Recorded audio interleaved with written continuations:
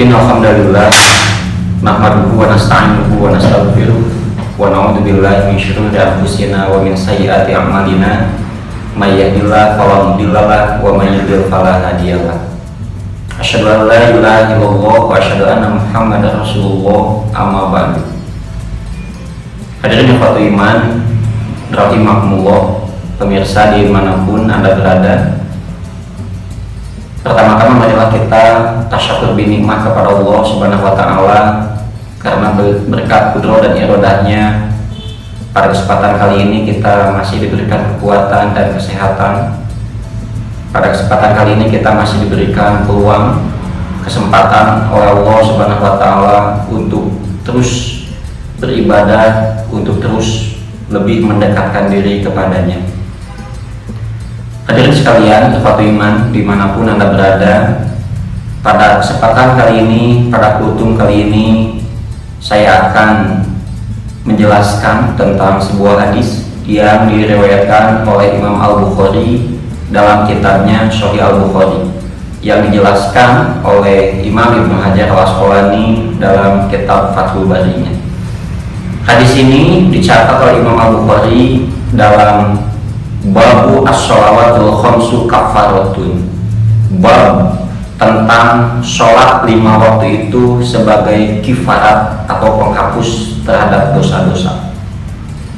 Hadisnya diterima dari Abu Hurairah, annahu sami'a Rasulullah sallallahu alaihi wasallam yaqulu, bahwasanya beliau mendengar Rasulullah sallallahu alaihi wasallam bersabda, "Ara'aytum law anna nahran bi babi ahadikum yaghtasilu fihi kulla yawmin khamsan." Bagaimana menurut pendapat kalian seandainya ada sebuah sungai yang ada di depan pintu rumah salah seorang di antara kalian, kemudian dia mandi sebanyak 5 kali setiap harinya itu, mata'ul dzalika yubqi min daronihi, apakah akan tersisa kotoran yang ada pada tubuhnya? Qalu, kemudian para sahabat menjawab, la yubqi min daronihi syai'an, tentu saja tidak akan tersisa kotoran yang ada pada tubuhnya. Qala, kemudian Rasulullah bersabda, padalika masalu as-sholawatil khamsi, demikian pula yang namanya sholat 5 waktu yang Allahu biha al-khotoya, Allah Subhanahu wa ta'ala akan menghapus kepada dosa-dosanya. Hadirin ikhwatul iman, hadirin rahimakumullah, di sini menarik sekali kalau kita membahas tentang bab sholat. Yang pertama, yang namanya sholat itu adalah amal yang paling pertama akan dihisab oleh Allah Subhanahu wa ta'ala. Yang kedua, bahwasanya sholat 5 waktu itu akan menghapus kepada dosa-dosa kita. Dan yang namanya sholat itu tidak semuanya orang ternyata mampu melaksanakan sholat berjamaah. Padahal Rasulullah SAW sangat menekankan kepada para sahabat untuk melaksanakan sholat 5 waktu itu secara berjamaah. Dulu pernah Banu Salimah punya rencana akan memindahkan rumahnya supaya menjadi dekat dengan Masjid Nabawi. Kemudian Rasulullah SAW bertanya kepada mereka, apakah betul kalian punya rencana seperti itu? Kemudian mereka menjawab, iya wahai Rasulullah. Kemudian Rasulullah mengatakan, tetaplah kalian berada di kampung kalian, tetaplah kalian jangan memindahkan rumah kalian. Apa kalian tidak menghitung, apa kalian tidak mengetahui bahwasanya Allah itu akan menghitung atau membalas langkah kalian menuju ke masjid tersebut. Hadirin satu iman, hadirin rahimakumullah, kemudian disebutkan bahwasanya sholat berjamaah itu lebih utama daripada sholat yang dilaksanakan secara munfarid 25 derajat atau 27 derajat. banyak orang yang mampu, katakanlah goes berkilo-kilometer, kemudian mampu berdiri atau hiking atau naik gunung, jalan kaki berkilo-kilometer, tetapi ternyata untuk melaksanakan sholat berjamaah di masjid mereka tidak mampu. Nah, oleh sebab itu mudah-mudahan kita dijadikan hamba-hamba Allah yang senantiasa dapat menjaga sholat 5 waktu, terutama dilaksanakan secara berjamaah di masjid. Baiklah dari Fatul Iman rahimahullah, hadirin yang dirahmati Allah dimanapun Anda berada. Hadis yang tadi saya bacakan pada muqaddimah itu ada beberapa penjelasan. Di antaranya adalah Imam Al-Kashmihani, beliau mengatakan bahwasanya sholat 5 waktu itu menjadi kifarat dosa, kafaratun lil khotoya, akan menghapus kepada dosa-dosa idza sholatunna waqtihinna, apabila dilaksanakan pada waktunya, fil jamaati, dan dilaksanakan secara berjamaah.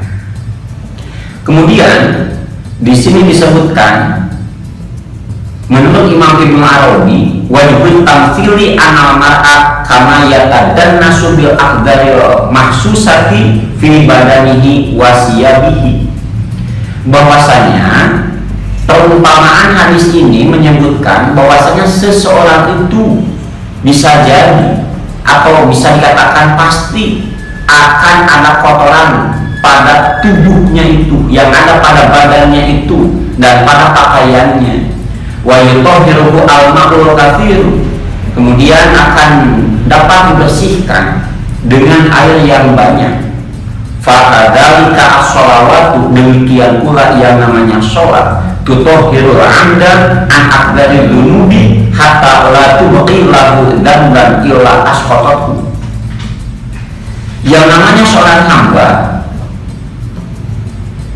pasti akan mempunyai kesalahan-kesalahan atau dosa-dosa, maka dosa-dosanya itu akan dapat dibersihkan dengan sholat 5 waktu. As-sholawatu tutahhirul 'amda an akbaril dzunubi, sholat itu dapat membersihkan seorang hamba dari dosa-dosanya sehingga tidak tersisa sedikit pun, illa asqatatu, kecuali akan gugur, kecuali akan terhapus dosa-dosanya itu oleh sholatnya itu.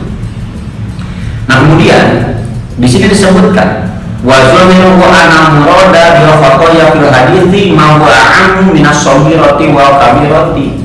Secara lahiriah hadis ini menyebutkan bahwasanya dosa-dosa yang dapat terhapus itu baik dosa yang kecil ataupun dosa yang besar.